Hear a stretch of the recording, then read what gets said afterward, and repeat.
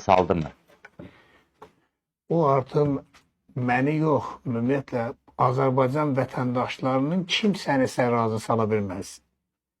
Minimum əmək haqqının 400 manata qaldırılması cəmaata növbəti dəfə cəmaatı belə deyək ki, yuxuya vermək kimi bir şeydir.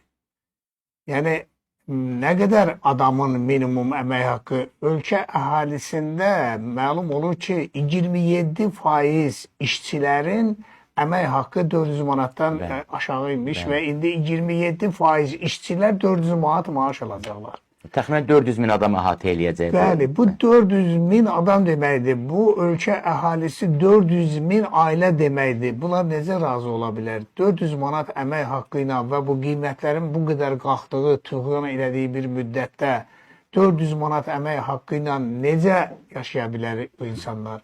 Bəs Azərbaycan hakimiyyəti dəfələrlə güya Azərbaycanda vəziyyətin Avropa ölkələrindən də çox yaxşı olduğunu, Avropa ölkələrinin bizə həsədlə baxdığı haqqında parlamentdə vaxtı belə deyək ki, yeri gəldi, gəlmədi, deputatlar da orada belə çıxışlar eləyirlər.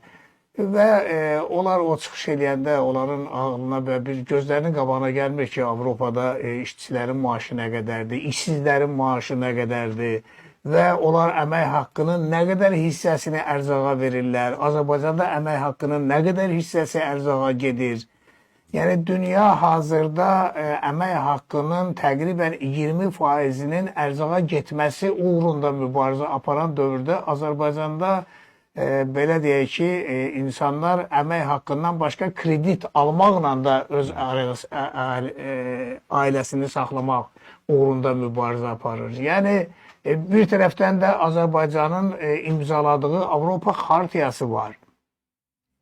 Və niyə siz bunu imzalamışsınız? Sonra Azərbaycan Avropa Şurasından bir öhdəlik götürüb, həmən öhdəlikləri yerinə yetirmir, Avropa Şurasından çıxarılandan sonra onun ünvanına danışmağa başlayır. Sən haçan öz götürdüyün öhdəliyi yerinə yetirdin ki, sonradan da sənə qarşı hər hansı bir cəza tədbiri həyata keçirilmədi. Sabahları Azərbaycanı o Avropa Xartiyasından da çıxarmaq məsələsini ortaya qoya bilərlər ki, neçə illərdir sən imza atmısan ki, sənin ölkəndə orta deyək ki, minimum əmək haqqı orta əmək haqqının 60%-dən aşağı ola bilməz. Niyə əməl eləmirsən?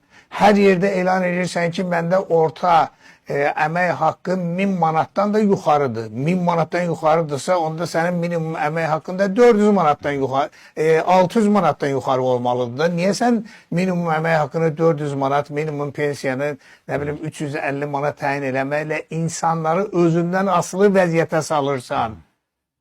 Üstə gəl. İnsanları incitmək üçün bütün metodlardan istifadə eləyirsən. Əvvəllər ayın 8-də verilən pensiyanı sonradan ayın 16-sına keçirtdin. Sonra 16-sında verilən pensiyanı keçirtdin ayın 24-ünə. Siz hesab edirsiniz ki, güya bunu eləməklə, güya prezidentə xidmət edirsiniz ki, onun ad günündə pensiyaları verəndə insanlar onun canına dua eləyəcəklər, eləməyəcəklər.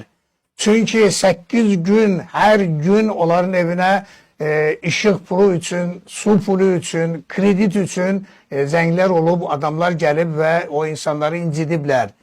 Və o insanlar ayın 24-də pensiya alanda, belə deyək ki, heç kimə can sağlığı arzulamırlar. Ancaq elə gedib öz borclarını, öz kreditlərini verməklə, deyək ki, özlərini növbəti bəlalardan qurtarmaq istəyirlər. Xalqla, millətlə bu cür davranmaq olmaz.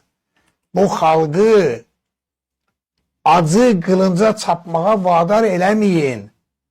İnsanlar harda olmağından asılı olmayaraq, harda insanlarla söhbət olmağından asılı olmayaraq hər biri şikayətçidir. Qiymətlərdən şikayətçidir, əmək haqqının, pensiyanın aşağı olmasından şikayətçidir.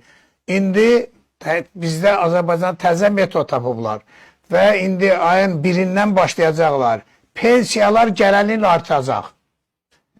Və düz bir il Azərbaycan mediasında həmən söhbətlər gedəcək ki, gələn il pensiyalar artacaq. Ay qardaşlar, ay insanlar, pensiyanın artması, minimum pensiyanın artması ola bilər ki, prezidentin sərəncamla bağlıdır. Amma ümumiyyətlə pensiyaların artması isə o qanunla tənzimlənir. Qanunun bir qoludur. Qanunda yazılıb ki, ölkədə pensiyalar, hər ilin pensiyası əvvəlki ilin orta əmək haqqı ilə son ilin orta əmək haqqı arasındakı o faizlə bağlıdır. O faiz çox olacaqsa və onda pensiyalar da çox artacaq. Orada prezident fərmanı güya İlham Əliyev xalqı düşünüb və pensiyaları artırıb anlayışı yalandır. Bu yalanla cəmaatın başını aldatmayın. Əksinə, əminəm ki, o orta əmək haqqının artması, o nisbəti həmişə azaltmağa çalışırlar. İstəmirlər ki, o çox olsun. Mətbuatda deyəndə deyirlər, orta əmək haqqı çox artıb.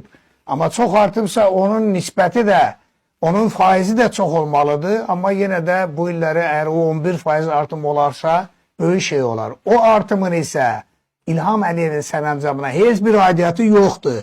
O qanunun tələbidir. Bunu hamı bilsin.